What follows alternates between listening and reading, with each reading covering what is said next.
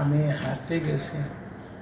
হাঁটতে যাওয়ার পরে আমার মাথায় আসলো যে আমি চলতে থাকি, যাই কোন দিকে যাই বলতে পারি না। এক পর্যায়ে আমি অটো পাইছি, অটোতে উঠছি, মেরের বাজার নামছি।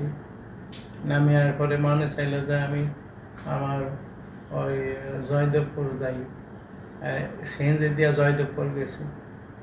এরপরে আমার মাথায় আসলো যে আমি এখন এই ইয়াতে বাসে উঠি। বাসে উঠিয়া তারপরে কোন জায়গায় জানি শ্যামলি না জানি কোন জায়গায় নামাইছে। এরপরে এইখান থেকে আমি আরেকটা বাসে উঠে গাবতলী গেছি।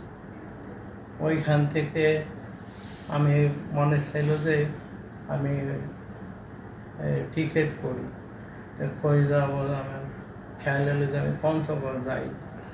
পঞ্চগড় গভীর অনেক রাত্রে পঞ্চগড় নামছি। নামার পরে হাঁটতেছিলাম, কোন দিকে হাঁটতেছি আমি জানি না, আমি চিনি না, হাঁটতেছিলাম। এক পর্যায়ে আমি দেখি যে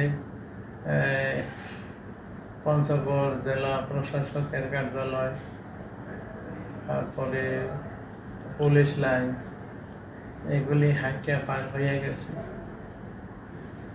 পার হয়ে গিয়ে এক পর্যায়ে আমি একটা শিকল করণীয় পাইলাম। ওইটা নিয়ে এক জায়গায় আমি প্রস্থান করতে বসলাম। প্রস্থান করতে বসা এরপরে প্রস্থান করলাম, আর লুঙ্গি পায়জামায় প্রস্তাব লাগলো, এরপরে জামায়ও লাগলো। তো জামা খুলে ফেলাইলাম, পায়জামা খুললাম, কিন্তু খোলার পরে আবার পরতে হইবে এই জিনিসটুকু আমি আর পারি নাই।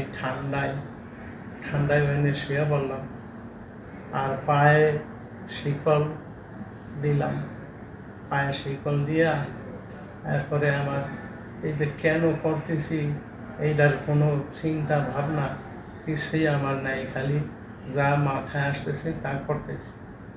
এক পর্যায়ে আমি শুয়ে পড়লাম, ঠান্ডায় খুবই কাতর হয়ে গেলাম।